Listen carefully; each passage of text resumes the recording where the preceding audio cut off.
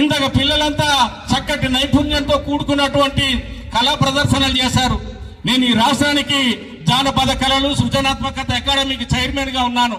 ఖచ్చితంగా అటువంటి నైపుణ్యం ఉన్నటువంటి వాళ్ళందరినీ కూడా తీర్చిదిద్దడానికి, వాళ్ళకి అవకాశాలు కల్పించడానికి నా వంతుగా నేను కూడా కృషి చేస్తానని ఈ సందర్భంగా మీకు తెలియజేస్తా ఉన్నాను. ఎందుకంటే నేను ఉన్నటువంటి చైర్మన్ శాఖలో గత వైసీపీ హయాంలో కనీసం కుర్చీ కూడా లేనటువంటి పరిస్థితి, రూపాయి నిధులు లేని పరిస్థితి. అటువంటి సంస్థకి ఈ రోజు నిధులు కేటాయించడానికి ప్రభుత్వానికి మేము ప్రతిపాదనలు చేశాం. ఆ ప్రతిపాదనల్లో నా మొట్టమొదటి ప్రతిపాదన అరకు వ్యాలీలో కల్చరల్ హబ్ ఏర్పాటు చేయడానికే తీర్మానం చేస్తున్నామనే విషయాన్ని కూడా ఈ సందర్భంగా మీకు తెలియజేస్తా ఉన్నాను.